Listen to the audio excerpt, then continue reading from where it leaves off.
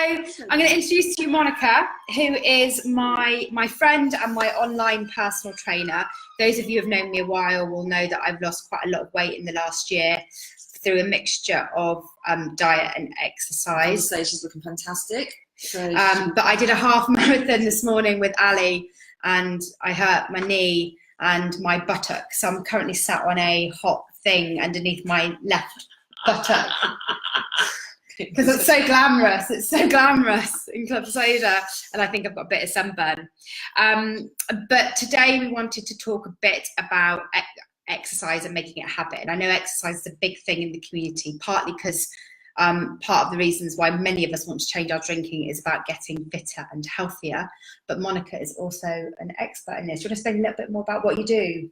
Right, so I do personal training in person, so I go to people's homes, or we work out at a park, or if you happen to have a private gym, some of my clients have that, so I'm lucky enough to work out there. Also, I do online training as well. I set workouts for people who can work out at home, or again in a gym. So you get muscles. Yeah, good. Working on them. Because actually, part of the problem is you kind of know you want to work out, but you just don't know what to do, or you just don't have time to do your program. So actually, the online stuff is quite handy. One, if you're not in London and you want me, and secondly, if you just don't have the time or not quite sure about what sort of workout to do, you get it's all in the phone on an app, and you can have me in your pocket, which is lovely. And I also teach classes. I don't do as many as I used to do. I used to teach a lot of body pump and insanity and spinning, and I only do spinning now. So if you're in London and a member of Fitness First, you can find me on Fridays at 12:30 at Fitness First in the Strand with my spinning class there. So and I teach, at the moment I also teach toddlers. So well, that's about the level. That's absolutely the right level for Club Soda. That's where we are. And I do have my toddlers doing Insanity. Is that like to loads techno music? Yeah, it is. Yeah. That's it. I want that class. That's good for me. Tea and techno. That's how Club Soda's run. So it's worth having a conversation, because we can talk about gym and doing weights and half marathons, but I just want to say that that's a new thing for me, and I'm 7 years alcohol free, so just getting to exercise after a long while. But that's not where most of us are at with exercise. And like I say, I'm not normal generally, but that's not normal. What's exercise, Monica? So exercise is walking up the stairs instead of taking the lift. It's going for a nice brisk walk where it's brisk, your heart rate's up and pumping, not just a light stroll. Although obviously the stroll is exercise, you're still moving sort of muscles and your bones are weight bearing, but you want the heart rate to go up a little bit. It could be just hearing your favourite track on the radio and having a little boogie in the kitchen while you're waiting for the kettle to boil. Ice skating, roller skating, throwing a frisbee around. It doesn't have to be in a gym or a set of exercises to make it exercise. Exercise is anything that's getting you either weight bearing, so that's like steps, running, working your cardio system, that could be swimming, and that's getting the heart rate up a lot, or strength training, which is lifting weights. So, got a couple of heavy books, push and press, push them up like a your shoulder. What are books? Mine are all on Audible. Oh my god! Get your laptop out and push it up. Well, actually, but that's the important point, isn't it? Which is that we all have to start somewhere with small steps. And rather than going the full whole hog and thinking you have to go and do something completely mad and crazy and that you have to become perfect specimen of fitness within a month, doing something is better than doing nothing. A bit like giving up drinking, starting something, starting to think about it, starting to plan is better than doing nothing, and you will learn from even doing small steps. Yeah, so very much so. If you want to think, I've got to get fit, and you know what, I'm inspired by what Laura's doing, and I want to run a marathon. I want to do a marathon in a year's time. You can't just start, and you've been doing nothing right up to date. You can't just start going out straight away and thinking, I'm going to go out and run 18 miles tomorrow, because it just won't happen unless you're some freak of nature. But it's just not going to happen. So all those small steps.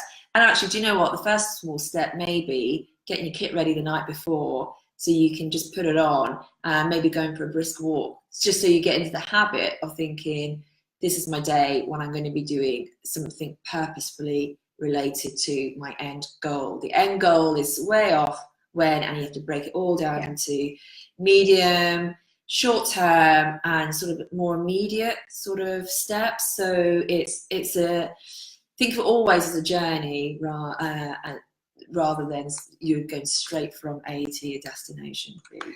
And that's quite important, because actually I started off doing Couch to 5K just a couple of times a week in April last year. Nothing major. My aim was just to do something, and just to make a start doing something without any massive purposeful goal. Although admittedly, it may well have been driven slightly by being jealous of Ali, who had started that way before me, and thinking that if she can do it, I certainly can.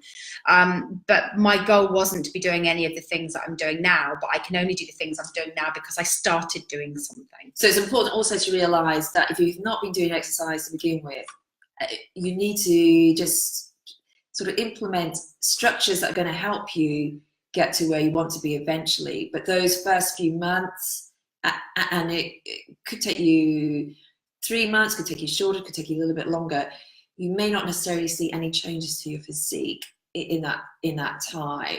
But what you're trying to create are sort of the beginning steps that actually exercise becomes your normal sort of daily, I would say actually daily routine. So even for myself, I generally try and do weightlifting. I'll try and do that 4 times a week. On those days I'm not, I'll make sure I go out for a long walk to get that heart rate up, because otherwise it feels, if I happen to have a day where I've just not moved outside the house, it feels wrong to me now. I feel a bit sluggish. I've not done any exercise. So I may not be lifting weights every day, but I'll be doing some form of exercise every day. And I now know so going to the gym may not be actually a habit for me, but it's a positive, conscious decision I make during those times. So if I'm not doing that, I feel it feels just too weird now. It didn't always used to be like that. I wasn't always an exercise bunny. When did you start becoming an exercise bunny? So I would say it would have been around my mid-30s. I think first of all, actually, so I must have been a member of a gym around the age of 30, because my dad was diagnosed with having had to go on dialysis, and I thought, I better get fit, stop drinking, start eating properly, get a little bit of exercise in case I need to give him a kidney. Anyway, he ended up dying, so then the need stopped as much. So then I think I joined another gym.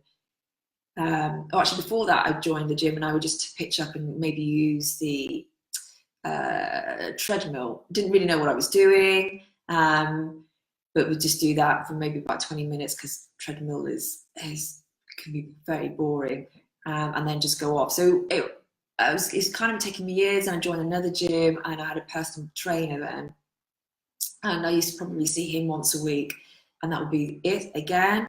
I would never do anything else. I've done that. So nothing else would happen in between our sessions. And then probably, I think when I was about 38, I did a Tough Mudder. And I trained a little bit extra hard for that.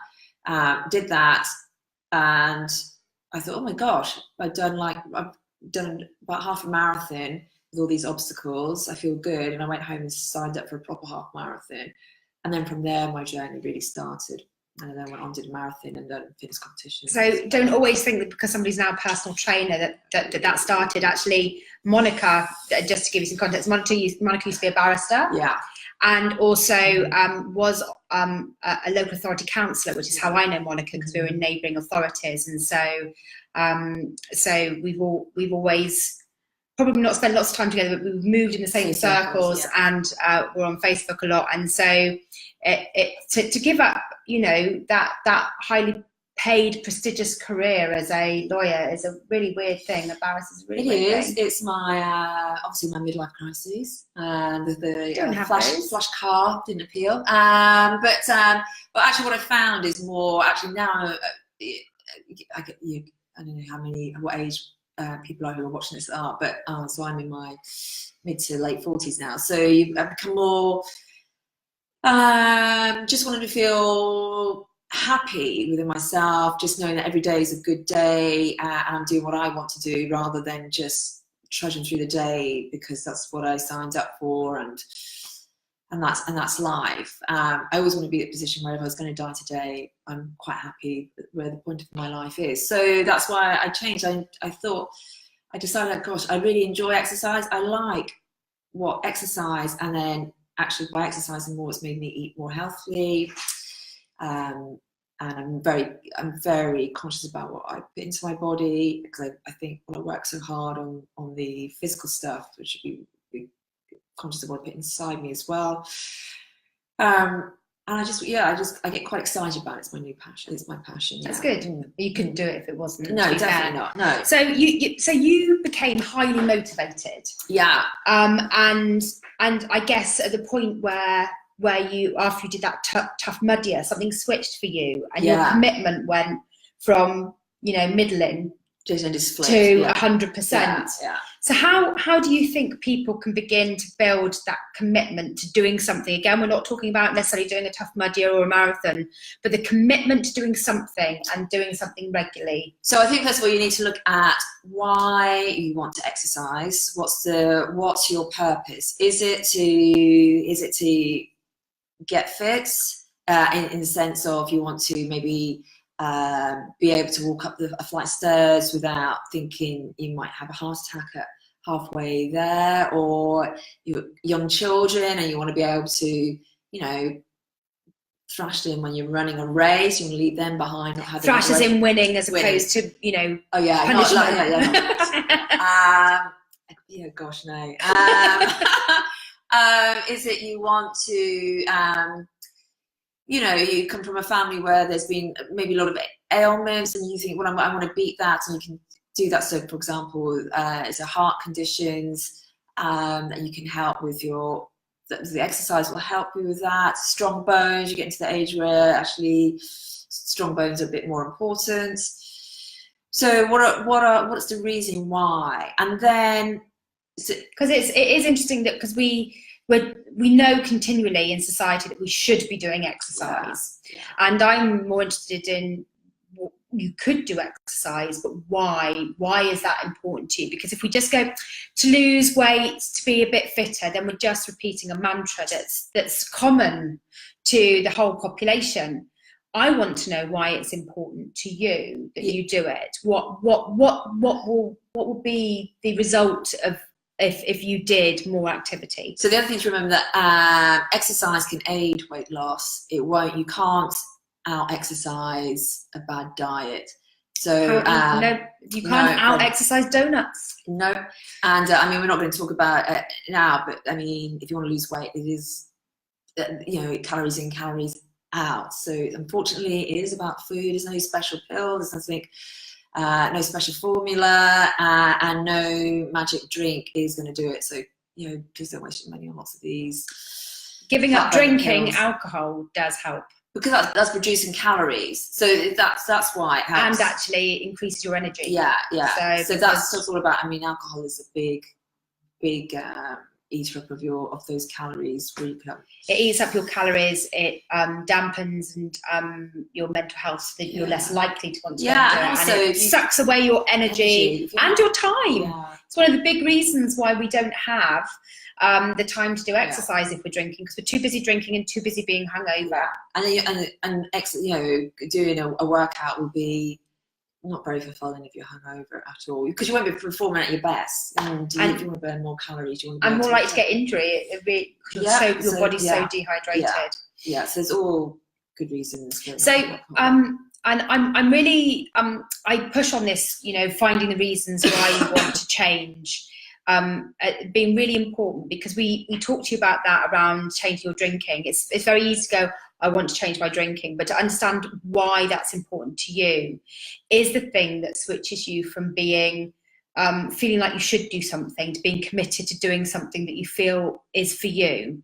And in the file section on the group, then there's the decision balance sheet, which you can begin to put reasons for and against things staying the same, or the pros and cons for things staying the same, and the pros and cons for change. And you could do that for exercise as well, because there are some pros to not doing exercise. You get to watch more telly, you don't have to move, it's not painful, but you may find that the pros of change are far greater, and the cons of not doing something are quite severe. Yeah. I mean, the more you do it, so apart from the physical benefits of being stronger, being more toned, helping lose body fat, not just body weight, so that you're building up the muscles, so you lean muscle mass, and the mental benefits.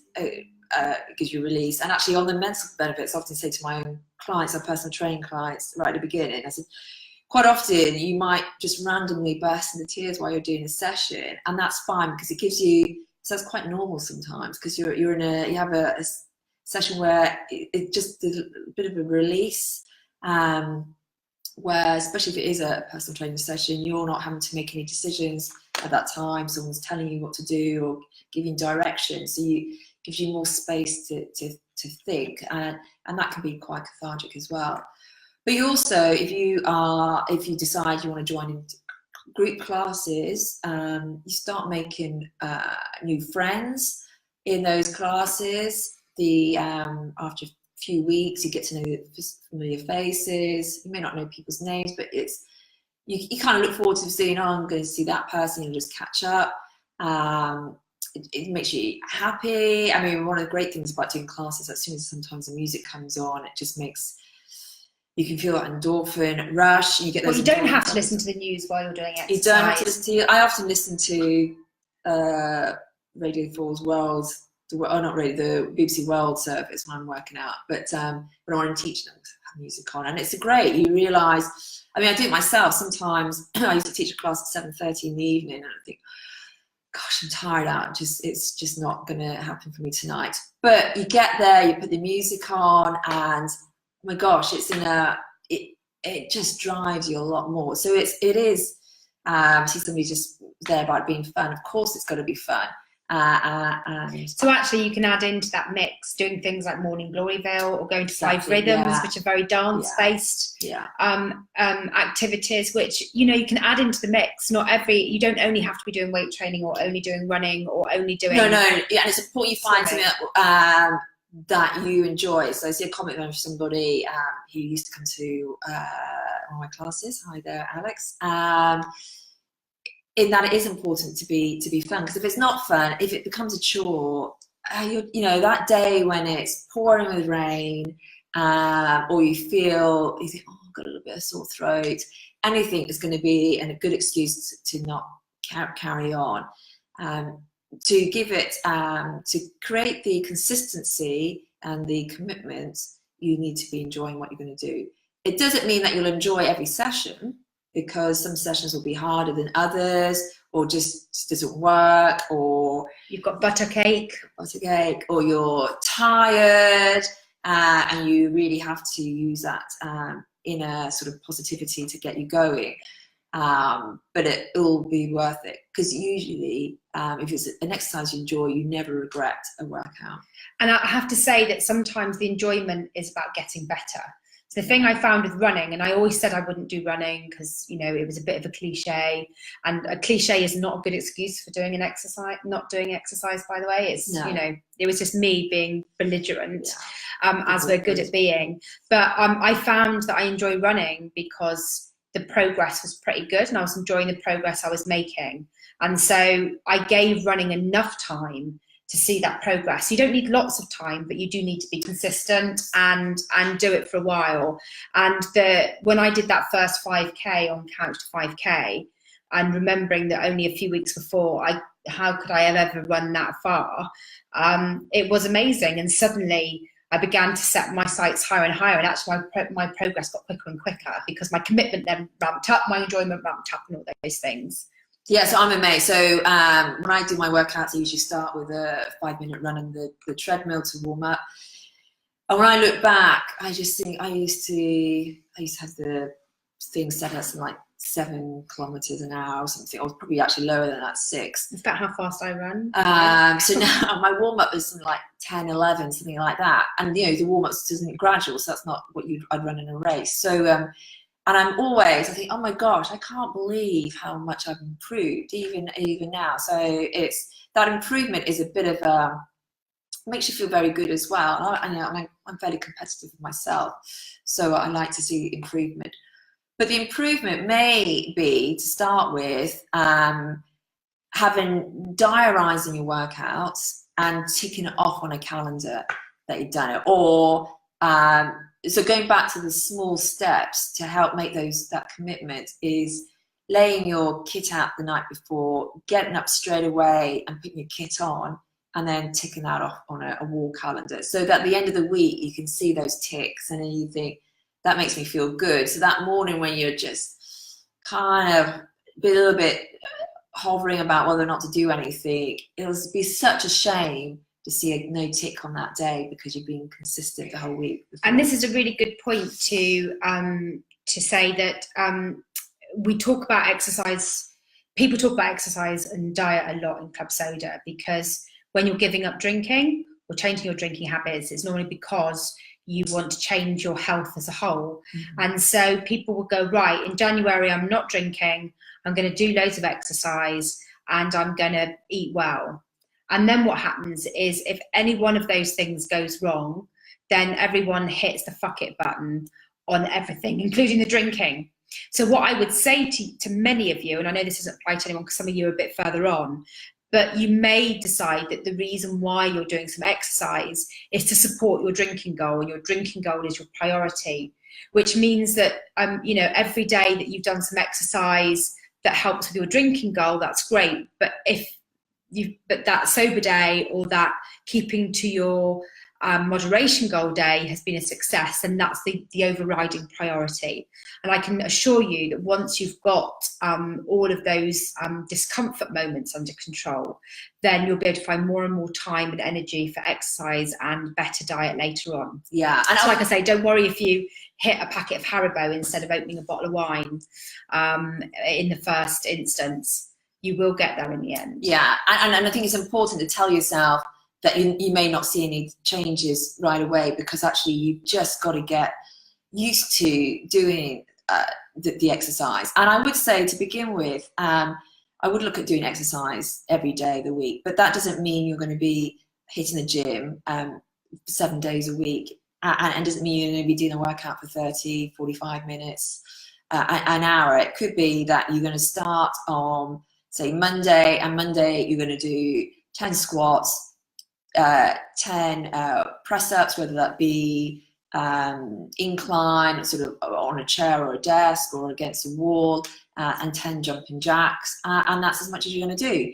And then Tuesday you're going to do a brisk walk to work, or at the end of the day you're going to walk home. Wednesday maybe go for a swim, or Thursday maybe you're going to walk up the stairs at your place of work, or every time you've got the option of stairs or the elevator, you're going to take the stairs. It's interesting because I've now got a tracker that tracks the number of flights of steps I've gone up. Most of you will have that. I was like, I don't need this feature on the front of here because that's not something I'm doing. I'm running and other things. But now it's there. Oh God, I want that on that green circle every day now. So that means I walk up all the escalators, I walk up all the stairs, apart from maybe the ones here, which Monica embarrassed me about, and I now need to make sure I walk up. Oh, I didn't even know there was a lift here. I couldn't find it. I put it on the text. All right. I put it on the text. Yeah, so I just walked up the stairs. Yeah. But actually, there's a lift here. But interestingly, on the motivation, so I have a Samsung phone. Samsung has one of these health things, and though it first scared me about how big brother it was, it told me how many steps I walked and where. Now they have these, if anyone of you have Samsung Health, they have these monthly challenges, and it's getting off through an island and then into the sea. And I find myself getting quite competitive now with myself. I haven't got there on a certain day. And then it also has how I compare the rest of my age group. And today, when I last checked, I was in the top 2%. And I like that because it says, wow, whereas even 5% is great. So we're such simple human beings, aren't but we? I look at that, there's no prize for me at the end, but it's just, it keeps me going. So all those little things can help, but don't expect overnight results. Well, do expect overnight results. Overnight result is that you've done something, but don't expect massive, big results. Yeah, and I, when I set my New Year's resolution that this year was going to be the year that I was going to lose weight and get fit, I decided it was a 12-month challenge, but not 12-month challenge where I only did something in October, November and December, but that it was a progressive goal. So I started with some healthier eating, I upped my swimming slightly, and then I was getting pleased with how well I'd done. So that's when I started to count 5K. And then that started to go well, so I contacted Monica. And so it didn't all have to be done all in one go. I started with those small steps, just upping some things. And so again, we have the tendency to go all or nothing. And our advice to you today is something, and then something more, and then something more, and then something more. And if 10 minutes is, well, that's just too much for me even now, just do 5 minutes, but get the consistency there as well. But definitely find something you enjoy. But you may not know what you enjoy until you try a lot of things out. And so the other thing I would say, that if it is going to a class, the first time you go to the class, it will feel odd because you don't know what to do. If it's like a body pump class, you may not be familiar with the equipment and all the routine. So it'll take a couple of classes, but after a while it becomes normal. So give it a little bit of a go before you decide if it's not for you. And then if not, move on to something else. Yeah, I started doing classes in my gym, and then I moved to doing weights. And I knew I had to get over that fear of using the free weight space. And then once I did that, dropped all the classes, and then was like eyeing up this squat rack, going, right, at what point do I feel confident enough to use that? And it's amazing how that confidence builds. And I guess that's one of the things that people put as an obstacle, which is they don't know how to use something, or they feel self-conscious using something. And we're just saying to you, just start. You'll be surprised how quickly you learn. Like anything, it's a learning experience. But what are the other common things that people use to not do exercise? So one will be money, and that will be in respect of can't afford to go to a gym, can't afford to buy the equipment, can't afford to wear the right gear. So first of all, you don't have to go to a gym. There's lots of these outdoor gyms now in playing fields, which are fairly good. Lots of trails as well in some of the bigger parks that you can use those. That's a really good resource that most local authorities have now. Gym kit, I used to, when I first went to the gym, I looked like weighing out a slob. I had a pair of baggy tracksuit bottoms, which I probably had for donkey's years before. I wear my rugby shorts that I haven't worn for 20 years. So I had a t-shirt, a regular t-shirt, probably wore a regular bra, and I had no fancy sports kit on. And my trainers would have been a pair of trainers from a high street store, which was for just regular walking around, not for sports. But that's fine. It's just enough to get you going. And actually, if you're thinking, I'm going to do a few exercises as soon as I get up in the morning, just jump out of bed and do it. You can be wearing your pajamas or whatever, your underwear. I do something called bra pant yoga, which is yoga in my bra and pants. Yeah. So there's no excuse for that. And equipment. So a lot of my online training, I'll do it either sit by some resistance bands, or there's enough there you can do it without anything. You just use your body weight exercises.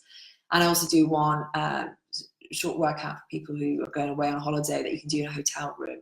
So it's using what you have. So, I'd use a chair to do overhead squats, or do tricep dips. And I started here doing your body weight exercises at home until I felt more confident, and it didn't take me long to feel that I'd outgrown those. And I also used there's tons of free YouTube videos, and I like Fitness Blender in particular, do some really nice, some of them very short, but body weight only, or cans of baked beans or bottles of water type of exercises. So YouTube is a good resource as well to find lots of free online. And again, it only has to be a 10-minute one, you know, but just do something.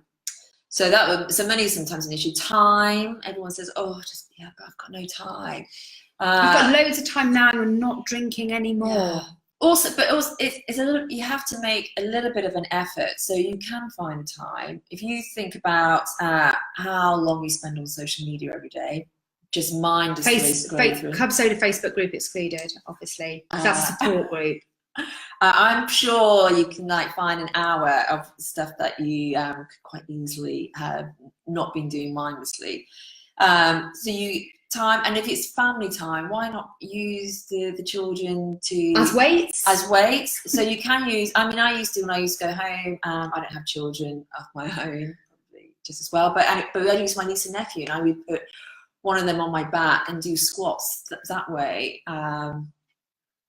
So that's a good way to exercise. With a young child, you can probably lie on your back. Or get them to exercise with you. But I was going to say, exercising with you, that's a good incentive to the children. It becomes a norm for them as well. And one of the biggest crises this country's, apart from obviously what's happening about Europe, but one of the other things is child obesity. And if you can get children to thinking, oh, exercise is quite normal, it's just, actually, it doesn't even cross their minds to think twice about it because it's just a regular thing to do. You're setting them a good example as well and getting them into the habits early on.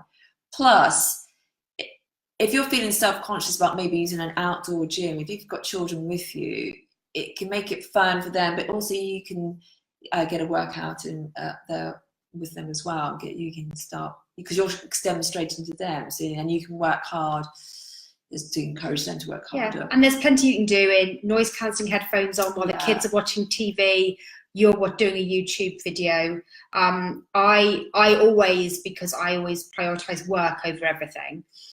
So I always felt I had no time. And then I realized that now that I'm not hungover, I'm getting up at 7 in the morning and I've got at least 2 hours before work that I just sat around taking forever over breakfast.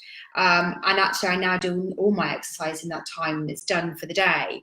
The other week I was looking at the train journey to go somewhere, and the train journey was 40 minutes, but I knew I could run it, the whole thing, in 60 minutes. So it only took 20 minutes more than my journey time, and I got a lovely run by the canal. And so you can do it. And I think this is the issue, the same with drinking, that once you prioritize this, once you give it your commitment, you will find the ways that you can do it. And just like changing your drinking, you need to do some planning. Yeah, so planning is really important. So actually that's an interesting point Laura made about the running instead of taking the train.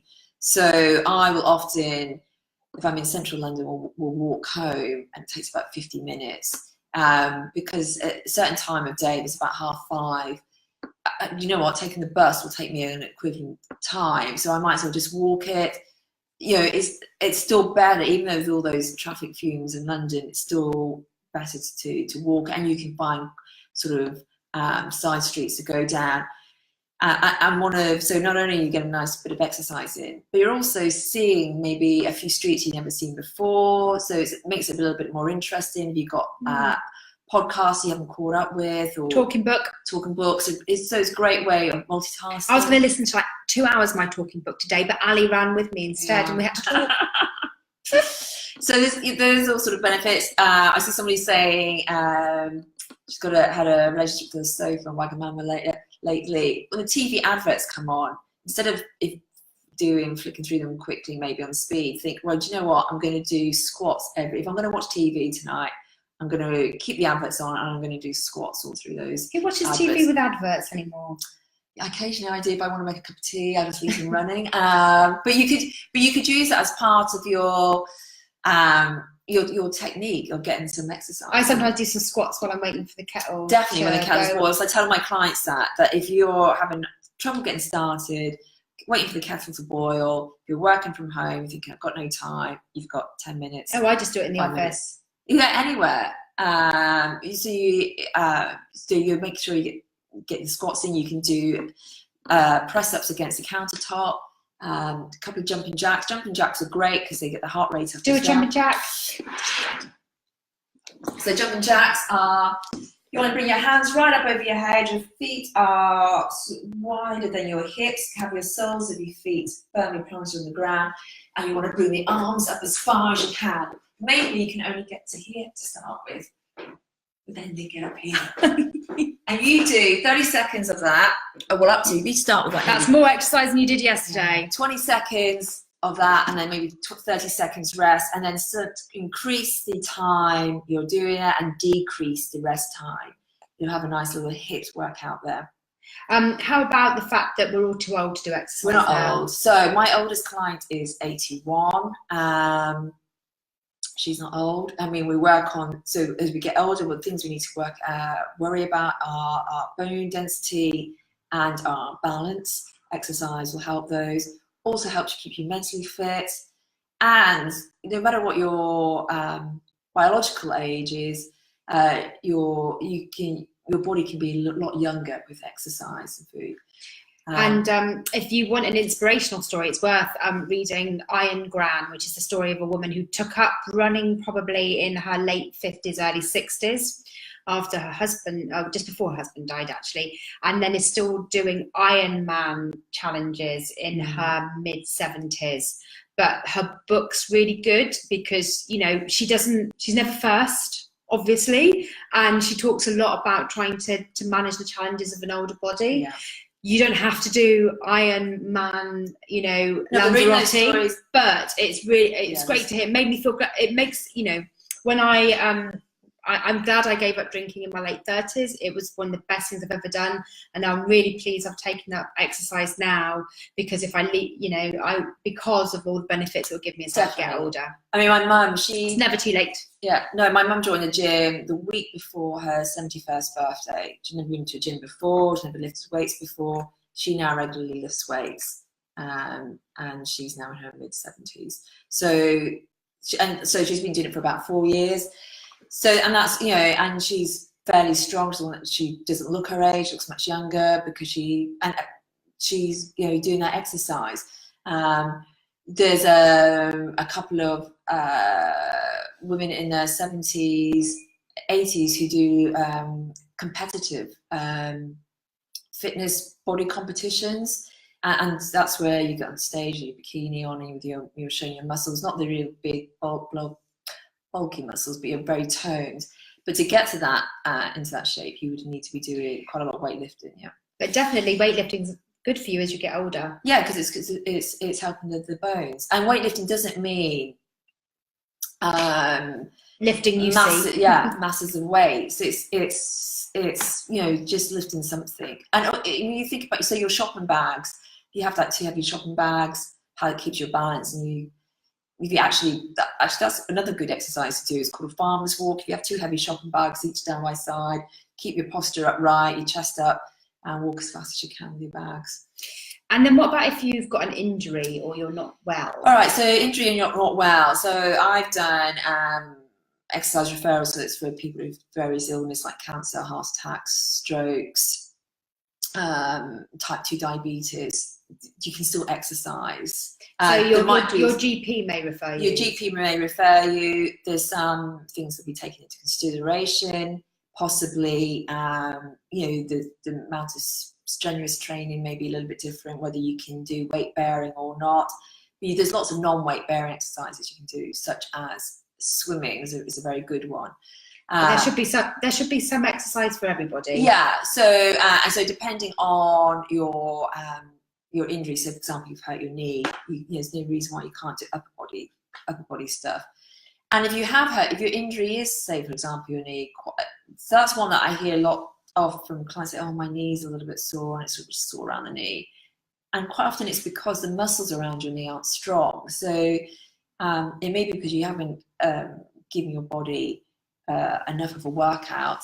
You need to start doing that to make that knee feel a little bit And better. it may be that actually, I'm not sure if you know if this is the case, but when you give up drinking, you begin to notice all these things a lot more, because often they've been hidden by the hangover. You assume that everything's a hangover, and then when everything doesn't disappear when the hangovers go, you suddenly realise, these are things I need to sort out. Yeah.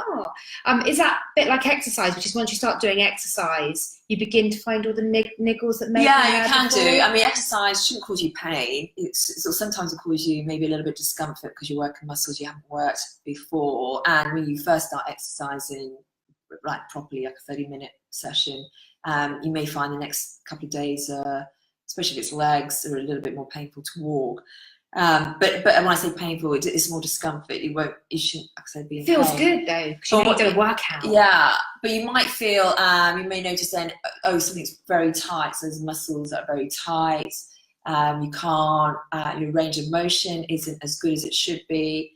And that's when you might, think, well, actually, you should go and see probably a physiotherapist or some sort of have a sports massage to help you out. Mm-hmm. Cool. So I wanted to touch on another way. If you're in your early stages of changing your drinking, there's another way that exercise can be useful and where you can squeeze exercise in, which is that moment of discomfort. Some of you call it when the wine witch is going mental in your head, when you're used to having a glass of wine at 6 p.m. and it's going at 6 p.m. and saying, you should have a glass of wine. Some of you call it the inner chimp, and so on. But it's your inner voice that's going, you're no good at this, you should, it is too difficult to change your drinking, have a glass of wine, have a glass of something. And we always talk about having a plan in place to deal with that moment of discomfort. That could be putting an alcohol-free beer in the fridge and knowing that the minute that discomfort strikes, you go for that, or having some chocolate or Haribo or whatever. Another thing you can do, and lots of people have put on their list of things they do to deal with discomfort, are short bursts of exercise. Yeah, so one good one that might work is go skip and rope and start skipping. Skipping is can be quite difficult to do, especially if you've not done it in a while. But again, it's a good HIIT workout. It's weight bearing, so you use it to help build stronger bones, and it's also working that heart rate up high. And actually, there is a YouTube, and there's a number of YouTube channels. I use the Rope Boys. My top recommendation is to make sure your training bottoms fit, so that when you're doing skipping in the car park of the block of flats, that your trousers don't end up down your ankles. It's funny, but it was really good. Yeah, it was a skipping rope you gave me actually. Yeah, to celebrate me losing weight. No cake. Bloody skipping rope. And you can get it, you don't have to buy an expensive, fancy skipping rope with weights in or anything like that. Just get one of those ones that the children would use, and do, again, aim for, say, 15 seconds to start with, well, even 5 to 15 seconds. Start with, then rest maybe for, your rest period might be 45 seconds, and then repeat that maybe 10 times. And then again, increase the time you're skipping and decrease your rest period. And again, you're a good workout. But if you're doing that when the wine witch hour moment comes, every time soon, you won't, that feeling of, oh gosh, I need a glass of wine will go. And that feeling does diminish, I promise you, over time. So if you can keep distracting yourself and riding that discomfort, you will do well. And that could be that you go for a walk around the block. It could be that you do some squats. It could be that you go up and down the stairs if you're in a block of flats, anything. But exercise is just as good as reaching for a pint of water or any of those things. So add it into your strategies. Keris is saying that she gave up drinking in October and has tried all sorts of exercises but keeps getting one injury after another, and she's really frustrated. So that might be that you're trying to do too much. I don't know what sort of exercise you're doing. So you may need to just step it down a little bit and take try not to sort of force your body to do too much straight away. Also, make sure you're warming up properly. I know there's some debate on about whether pre-warm-up stretches are a good thing or not, but it may be definitely a good thing. If you're getting lots of injuries, you do want to stretch, but your stretching should be dynamic. So form of dynamic stretching would be like swinging your leg back and forth, not static where it's staying in the same place and you're stretching it from that point just in the same position. So nice dynamic stretching and a warm up, sort of cardio warm up where your heart rate's gradually increasing. And it may be that instead of giving up when you get an injury, you focus on a different part of your body. You might use swimming because it's not weight bearing, but if you've got leg injuries, then you can concentrate on upper body, right? Yeah, that's right. Yeah. And if it is if it's injuries all in the same place, and it depends what sort of injury it is, it might be muscular, and it may be you need to see a physio, because quite often if there's a pain in your hip or lower back, it could be coming from the neck. Best thing I ever did was go to physio, and now I understand my body a bit more, so I can do the right stretches and I understand what's going on. So I know that my knee is affected by my buttock, and my buttocks also affecting my hip. But now I know that I can do things that make up for it, and also know when to rest and focus on other things. It's quite. So I'm just going to say that sometimes people think, oh, physio, it's too much money. Actually, they won't want to keep you longer than they need to. So it is usually worth the cost of having 1 or 2 sessions, just to get the injury sorted out, because otherwise it's stopping you from progressing. And actually a physio is the cost of 3-4 bottles of wine out in a pub or bar.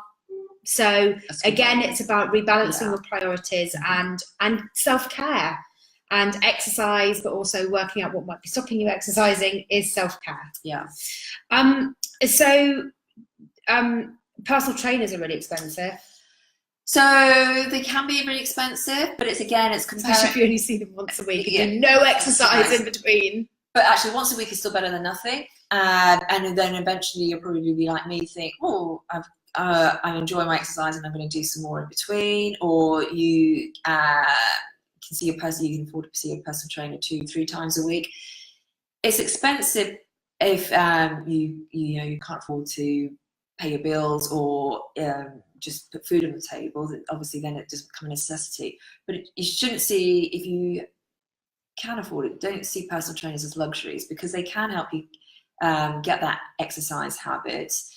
They will keep you they will get their exercises that suit you and keep you motivated.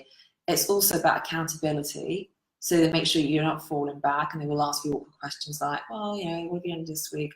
Have you tried doing a little bit more exercise on this day, and how about doing, the walk up the stairs, etc. If you really can't find any time to do like a 30-minute session. And if you think about what you're spending money on other things, how many of you are maybe buying clothes that maybe you wear once, or even don't even take out the bag?